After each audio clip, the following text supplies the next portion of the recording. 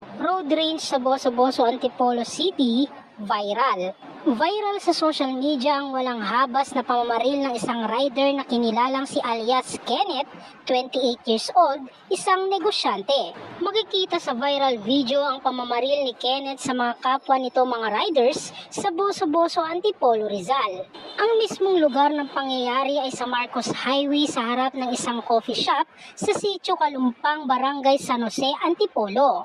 Ang isang biktimang rider ay tinamaan sa mismong ulo nito at ang pangalawang biktima naman tinamaan sa kaliwang braso nito. Ang pangatlong biktima ay mismong may bahay ni Kenneth na tinamaan ng bala habang nag-aawat ito sa sitwasyon. Ayon sa mga saksi, nagkainitan ang mga ito at naggitgitan sa kalsada hanggang sa nagsapakan at kumuha na ng baril si Kenneth sa kanyang kotse. Dito na walang habas na binaril ni Kenneth ang isang rider na makitang pumapalag pa rin.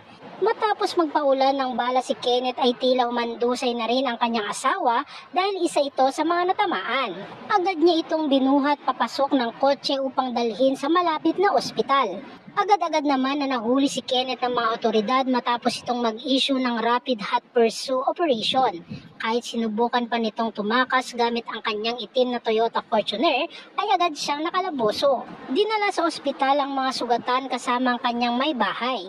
Ngunit sa kasamaang palad may isang biktima ang binawian ng buhay.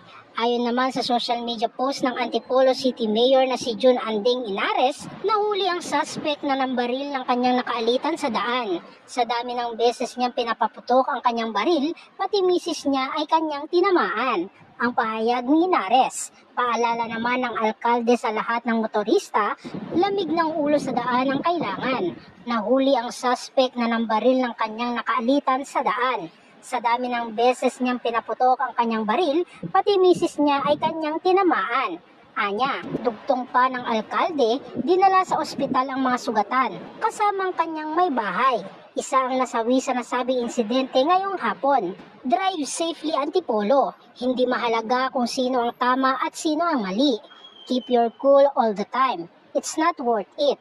Ipaubaya po sa Diyos ang lahat. Anya pa. Narito naman ang samut-saring komento mula sa mga netizens. Pinagtulungan pala, kaya umabot sa ganun. Desperate move na. Parehas matapang. Yung isang kamote rider matapang kasi may kasamang isang kamote na nambubugbog. Yung isang nakaputi, matapang kasi may baril. Pinagtulungan yan, kaya ganyan nagawa niya. Matagal pa yan bumunot ng baril. If na-watch nyo pinakaunang video, pinagtulungan siya ng dalawang rider. Hanggang dumami na. Ayun, naglabas na siya ng baril. Pwede na sana sa self-defense yun, kaso may nadamay na iba.